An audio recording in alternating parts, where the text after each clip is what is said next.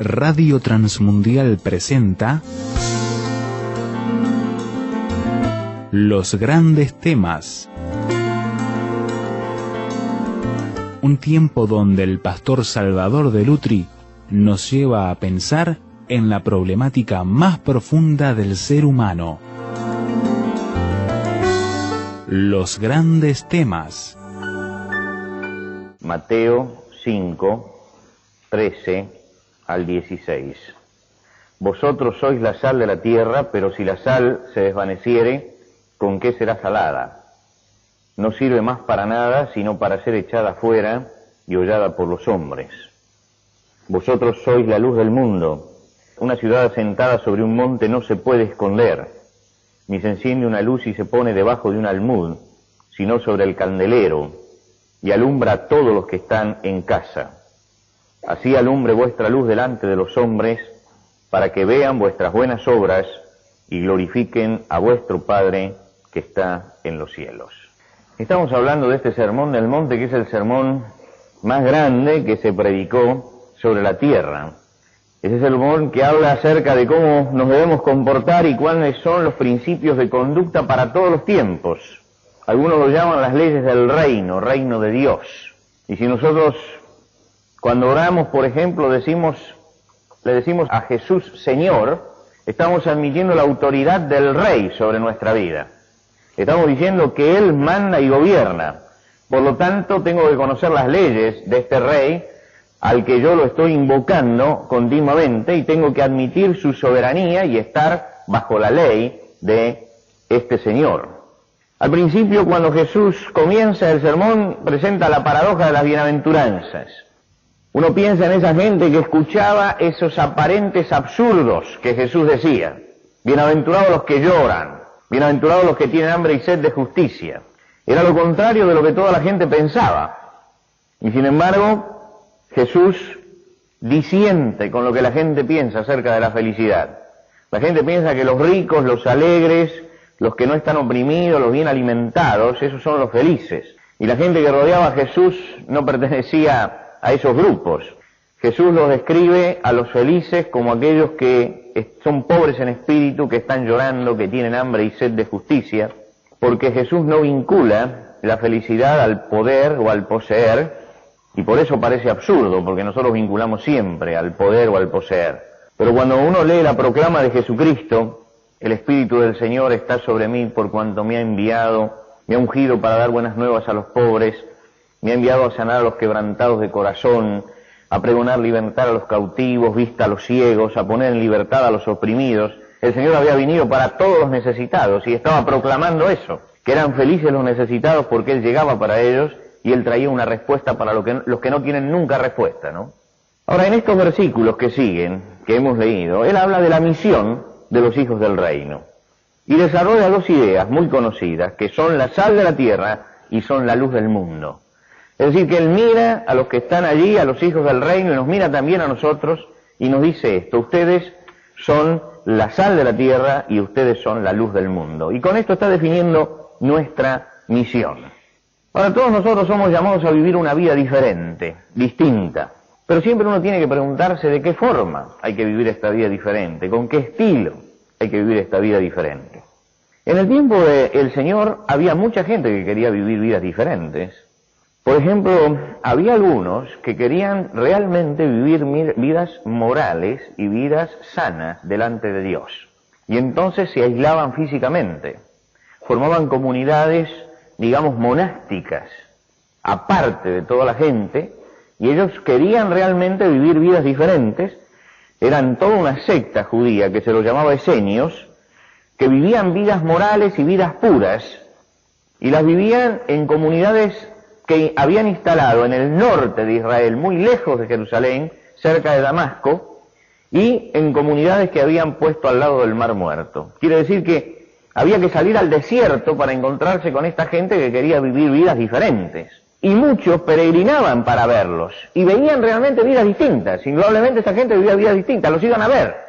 Como aún hoy se va a veces a algunos monasterios, por ejemplo el monasterio del Monte Sinaí o del Monte Athos, los que pueden llegar van para ver a esa gente que vive vidas diferentes. Acá en Buenos Aires incluso, hay en la avenida Independencia, hay un lugar de monjas de clausura que se puede visitar. Indudablemente viven vidas diferentes, ¿no? Yo cuando miro, no sé si usted lleva una vida de monje de clausura, pero yo no llevo ninguna vida de monje de clausura, estoy dando vueltas todo el día. Me imagino lo que debe ser la paz de ese lugar. Eran formas que existían ya desde el tiempo de Jesús. Y había otros que querían vivir vidas diferentes y se aislaban, pero ya no físicamente, sino socialmente. Y esto los conocemos. Por ejemplo, los grupos fariseos formaban un gueto religioso. Ese grupo no se aislaba físicamente, pero socialmente ellos formaban una casta aislada. Eran inquisidores, críticos, acusadores de la sociedad, tenían un fanatismo tremendo en lo que hacían. Indudablemente la conducta de ellos, la vida de ellos era una vida diferente. Ahora, uno los ve a esta gente que quería vivir vidas diferentes y tienen a pesar de que son distintas las formas, tienen un denominador común. Y es, yo me aíslo para no recibir la mala influencia, ¿no es cierto? ¿Por qué se iban los esenios? Para no estar en Jerusalén no tenían la mala influencia. ¿Por qué formaban guetos los fariseos? Y porque se encerraban porque no querían tener la mala influencia. Ahora Jesús, cuando le habla, nos habla a nosotros y le habla a aquella gente, les dice, miren, ustedes son la sal de la tierra y la luz del mundo. Y les manda ser diferentes, pero participando de la sociedad. No dejándose influenciar por la sociedad, pero siendo ellos una influencia en el mundo. Es decir que, cuando Jesús habla a los hijos del reino, le dicen ustedes, la santidad de ustedes y la vida diferente, de ninguna manera tiene que ser la consecuencia de aislarse, sino tiene que ser una vida diferente dentro del mundo, pero además tiene que ser una vida diferente que marque influencia sobre la gente, que influya, que tenga trascendencia sobre ellos. Ustedes se dan cuenta de este contraste cuando escuchan a los fariseos criticar a Jesús. Dice, a los pecadores recibe y con ellos come. Porque ellos jamás se sentaban con un pecador, porque tenían miedo que la influencia del pecador les pegara a ellos. Jesús sí se sentaba, pero él no era influenciado, por el contrario, él influenciaba al que tenía delante con su santidad. Y él nos manda a todos nosotros acá a vivir nuestra vida de separación, diferentes de hijos del reino, pero no dentro de la doctrina farisea, de ser influenciados y cuidarnos de ser influenciados, sino con una actitud activa. Es decir, yo marcho al mundo para influenciarlo yo al mundo, no para que el mundo me influencie a mí. Por eso él dice, ustedes son la sal de la tierra y ustedes son la luz del mundo. Está hablando de la influencia que el cristiano tiene que poner dentro de la sociedad. Es interesante, yo estaba buscando en el diccionario castellano la palabra influencia, influir. Y el diccionario dice, es ejercer una cosa sobre otra ciertos efectos. Pero fui a un diccionario de esos ampliados, más grandes, y descubrí algo que es insólito en un diccionario, por más que sea ampliado. Y es que pone esto y después pone un ejemplo. Ahora, cuando el diccionario pone un ejemplo, quiere decir que la palabra es muy difícil, ¿no?, de definir, y que uno puede confundirse. Y creo que en este diccionario, que tiene 15 tomos, es el primer ejemplo que descubro y lo vengo usando hace 10 años, ¿no? Pero resulta que pone un ejemplo porque es difícil hablar de la influencia. Entonces el diccionario dice así, influir es ejercer una cosa sobre otra, ciertos efectos, como el hierro ejerce influencia sobre la aguja imanada. Es decir, que usted tiene allí la aguja con imán, y se acerca a un hierro, el imán de la aguja señala inmediatamente hacia eso. Y entonces está marcando él lo que es realmente la influencia. La influencia es algo, la influencia del imán sobre la limadura. Yo me acuerdo que de chico hacía mucho eso, de juntar limaduras y poner un imán abajo, y ver cómo se movían sin estar en contacto con el imán, ¿no? Era asombroso que no las tocaba, ¿no? La poníamos sobre un papel, poníamos el imán a 10 centímetros abajo, un imán potente, y todas las limaduras se iban agrupando, ¿no? Se movían. En alguna forma no las tocaba, pero la influencia se hacía sentir. La influencia del imán. ¿Y qué vamos a decir, por ejemplo, de la influencia de la luz? Si usted tiene plantas en su casa Usted las puede abonar, las puede regar todos los días, pero si usted la pone en oscuridad, si le quita la luz, la planta se debilita, se pone mustia, deja de efectuarse la fotosíntesis, deja de estar verde. En alguna forma la luz es una influencia, y es una influencia que no es violenta contra la planta, no la toca, no es tangible, pero está allí ejerciendo su presión. En alguna forma es imprescindible. Y notablemente, si yo pusiera acá, no sé, 2 churrascos y le diría, uno tiene sal y otro no tiene sal, usted no miraría para ver si está el granito. Pero simplemente si lleva uno solo que se lleva a la boca, usted puede decir si tiene sal o no tiene sal. Porque aunque no se vea, la influencia es notable, es notable. Y aun si alguien no le dice que usted busque el asunto de si tiene sal o no tiene sal, fíjese que usted comienza a comer y ya a esta comida le falta sal, o le sobra sal. Usted no vio ni a la persona que estaba salando, ni el salero, ni nada, pero la influencia está. Jesús está diciendo, y revoluciona con esto el concepto de la santidad. Ustedes son la sal de la tierra y ustedes son la luz del mundo. Nos manda a ser diferentes, participando de la sociedad, pero además, no solamente con el sentido de mantenerme puro en medio de, esto sería lo mínimo, sino además que mi personalidad marque una influencia hacia afuera. Es decir, no solamente que yo me mantenga puro, porque cuando yo tengo el ideal de mantenerme puro, no he pasado de tener un ideal fariseo. El ideal era que estas vidas influenciaran otras vidas, que en alguna forma ejercieran su influencia. En el caso de que falte luz o de que falte sal, siempre la ausencia es muy notable. Lo que quiere decir que la influencia es muy grande, aunque cuando está presente en su justa medida, parece que no existe. Es decir, nadie se da cuenta lo importante que es la luz hasta que no la tiene, ¿no? Nadie se da cuenta lo importante que es la sal hasta que un día sirve la comida y se olvidó de comprar sal y no le queda sal en la casa. Y entonces ahí se da cuenta lo importante que es, ¿no?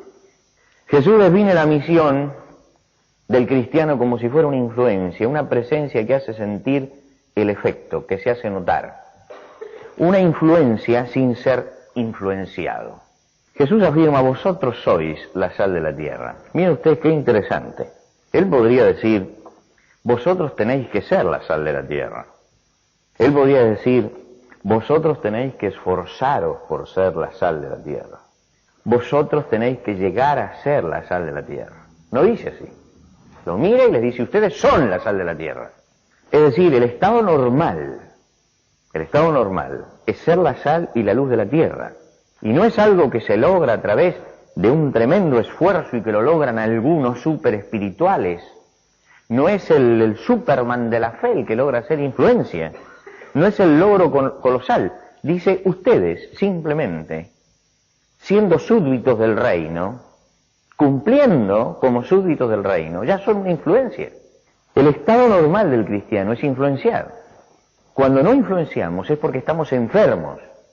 No es la normalidad no influenciar. La normalidad es ser una influencia. Cuando el mundo me influencia a mí, no es esto lo normal, esto es lo anormal, esto es la enfermedad. El mundo siempre quiere influenciar al cristiano, constantemente. Pero cuando yo soy influenciado por el mundo y yo dejo de influenciarlo, he salido de la normalidad.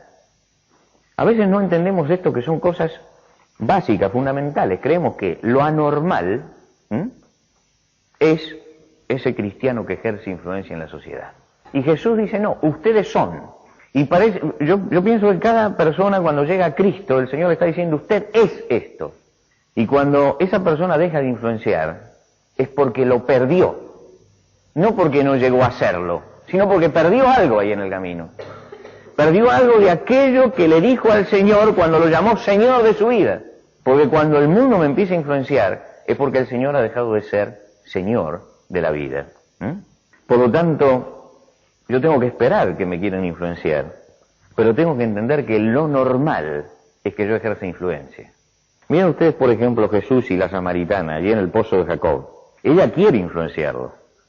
y trae toda la influencia para sacarlo a Jesús del centro. Le dice, ¿cómo tú siendo judío me hablas? Y lo desafía para influenciarlo al problema racial, ¿no? A ver si nos peleamos por racistas. Y le dice, pero si no tienes cántaro, ¿cómo puedes sacar el pozo es hondo? Y le dice, pero debemos adorar en este monte o en el otro monte. Es decir, está tratando de influenciarlo. A ver si Jesús entra bajo la influencia de ella y se mete en una discusión bizantina que no termina más y terminamos peleados. Jesús inconmovible. Dice muy pocas palabras, pero ella en un momento dado deja el cántaro y se va en la ciudad y dice, encontré un hombre, ¿no será este el Cristo? Indudablemente el que la había influenciado era Jesús a ella. Ella no lo pudo hacer levantar de aquel lugar y que se fuera, a pesar de que estaba en el pozo de Samaria, pero él simplemente, la influencia de él, hizo que aquella mujer saliera corriendo y buscara a la gente y sacara las conclusiones de que estaba seguramente debía estar frente al Mesías, por todo lo que había dicho. Estaba influenciada por el Señor. Y lo que nos manda aquí el Evangelio es influenciar como influencia la sal y como influencia la luz. Cuando mis hijos eran más chicos, todavía les quedan un poco de esas cosas. Les interesaba que yo trajera cuando iba para afuera alguna cosa rara, sobre todo de animales raros, a ver si traía datos de animales raros. Y me acuerdo que un día salí por allí con una persona y había pirañas. Pirañas. Usted sabe que la piraña es un pez chiquitito, con unos dientes tremendos, que actúan en cardúmenes, ¿no? Quiere decir que cuando una piraña sola le pega un mordiscón, pero si son 2000 pirañas juntas, lo deshacen. Entonces son muy famosas las historias de pirañas y todo esto. Y yo paso por un lugar y había allí 15 o 20 pirañas, todas secas, y todas montadas sobre una basecita de madera, ¿no es cierto? Y yo dije, pirañas. Y me acuerdo que el precio de cada piraña debía ser 50 centavos, una cosa así. Y yo pregunté, ¿cómo puede ser esto? Dice, mire, es muy sencillo. Dice, lo que hacen es que sacan la piraña y las meten en sal. Dice, y ahí se seca. Entonces, después que pasó el tiempo y está seca, la pegan sobre la madera y usted se la lleva. Yo me acordaba hoy, porque todavía la piraña que trajimos aquella vez anda por ahí por casa dando vueltas. Esa piraña, cuando la sacaron del agua, si la dejaban allí 5 o 6 horas, ¿no? A la temperatura que hay en el Amazonas, empezaba a echar mal olor y se echaba a perder. Y no había ni memoria. Pero alguien sacó la piraña y la metió dentro de sal. Y la corrupción se detuvo inmediatamente. Se secó y se detuvo. No se acabó con las pirañas, ¿no es cierto? Ni con la corrupción que hay en el mundo. Pero esa piraña que estuvo en contacto con la sal no pudo corromperse. Y todavía está allí. Es el testimonio de que la sal detuvo la corrupción. Lo que se le pide al cristiano no es que pare toda la corrupción del mundo, pero que cada uno de nosotros, donde está, todo lo que toque, le ponga el límite a esa corrupción. ¿Ustedes se acuerdan cuando Jesús se invitó a la casa de Zaqueo? Se invitó a la casa de Zaqueo, fue a la casa de Zaqueo. Ahora, nosotros leemos la historia y como ya sabemos el final, sabemos lo que pasa, pero podían pasar dos cosas realmente. Podía pasar que en vez de levantarse, usted se acuerda que termina cuando Jesús dice, hoy ha venido la salvación a esta casa, este es un hijo de Abraham. Podía haberse levantado Zaqueo también. Y en vez de decir eso, decir, hoy hemos ganado un publicano más que Jesús. ¿Se da cuenta? Podía haber pasado eso. Si Zaqueo tenía más influencia que Jesús y lo influenciaba, la historia terminaba distinto. Lo iba a presentar Zaqueo como publicano, mientras que Jesús tuvo influencia sobre él y él pudo presentar a Zaqueo como el hombre limpio. Tenemos que tener cuidado porque cada vez que nos enfrentamos con el mundo, alguien va a presentar a alguien después. Y soy yo el que tengo que presentar a otra persona limpia y no el otro me tiene que presentar a mí diciendo lo ganamos para los publicanos.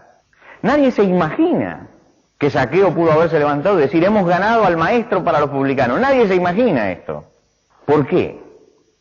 Porque Jesús influenciaba. Nadie tiene que imaginarse que de un cristiano pueda pasar tampoco esto. El cristiano es el que ejerce influencia, no el mundo el que tiene que ejercer influencia en el cristiano. Es el cristiano el que tiene que presentar al hombre diciendo, este también es hijo de Abraham. Y no el mundo el que tiene que decir, al fin dobló el brazo, entró por la variante, que es la forma de caer derrotado realmente. Todos los días Satanás me presenta la variante, porque sabe que si él logra influenciar en algo, me derrota. Y una derrota trae otra y otra y otra. Pero todos los días choco con la corrupción, y en ese choque con la corrupción, Dios me dice, no vas a poder parar la corrupción de todo el mundo, pero lo que toques, lo tenés que parar, porque vosotros sois la sal de la tierra. No puede ser que tu vida se eche a perder. La presencia del cristiano marca el límite a la corrupción, el límite.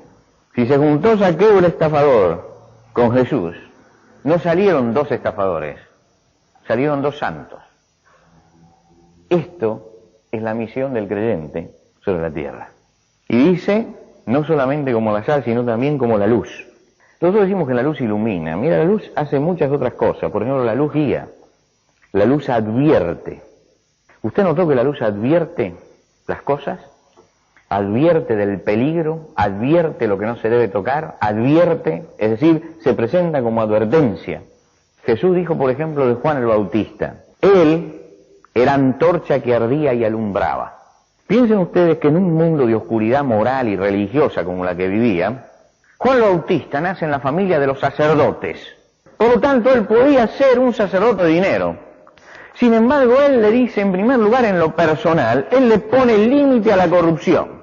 Y en segundo lugar, él se levanta con un ministerio iluminador de la realidad. Y él le dice a esa sociedad, mira, lo que tenemos que hacer es arrepentirnos, hacer esto, hacer lo otro, y tenemos que ir a Jesucristo. Y lo señala. Y realmente él era antorcha que ardía y alumbraba.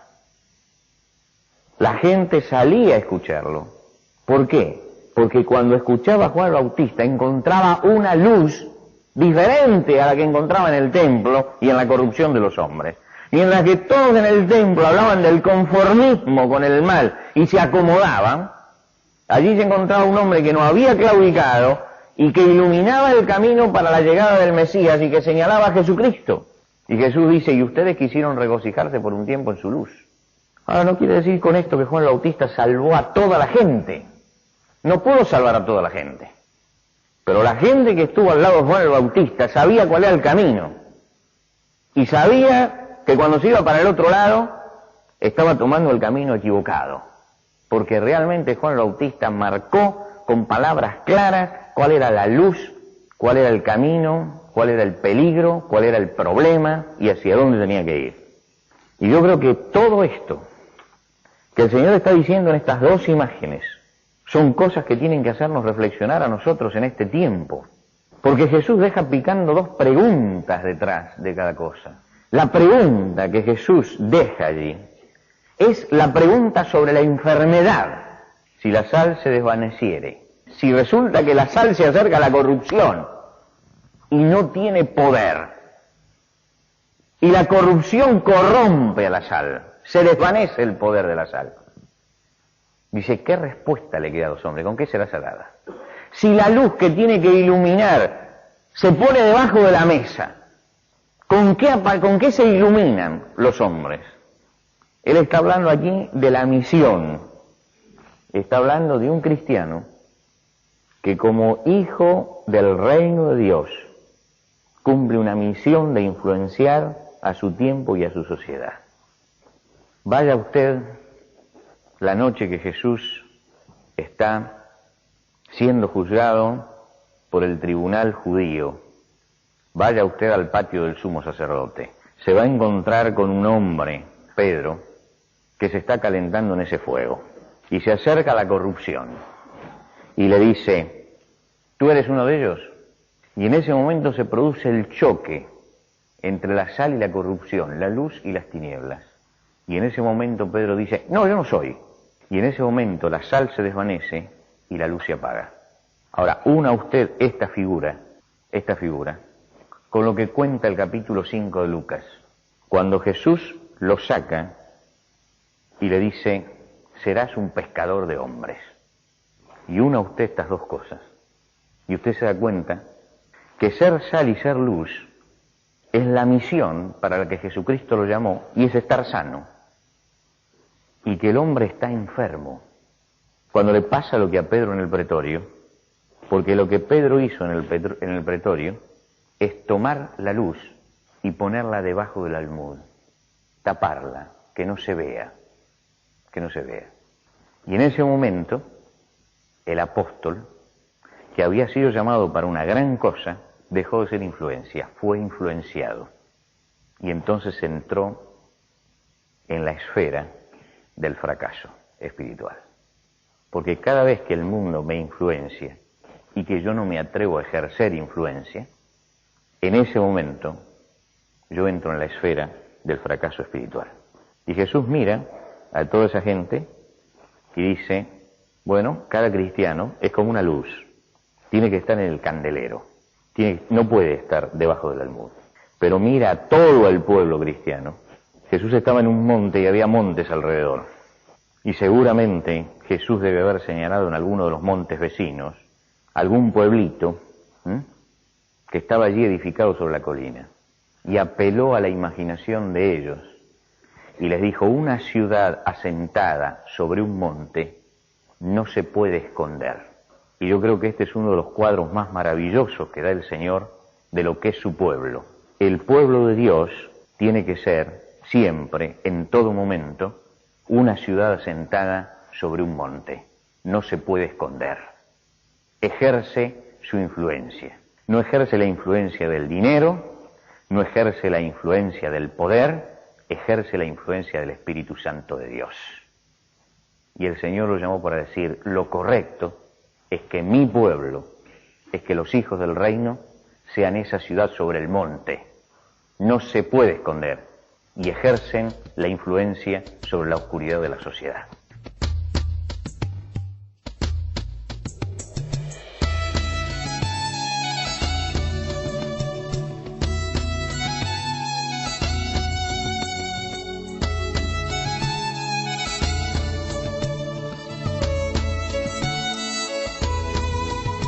Antes de finalizar los grandes temas del día de hoy, les queremos dar los canales de comunicación donde usted puede entrar en contacto con el pastor Salvador de Lutri. Por carta, hágalo a Los Grandes Temas, casilla de correo 5051, Montevideo, Uruguay. Los Grandes Temas, casilla de correo 5051, Montevideo, Uruguay. Y el correo electrónico losgrandestemas@transmundial.org. losgrandestemas@transmundial.org. Nos encantaría escuchar de usted, saber cuáles son sus comentarios, preguntas, reacciones e inquietudes sobre el tema de hoy. Por ahora nos despedimos hasta otro espacio de Los Grandes Temas, una producción de Radio Transmundial.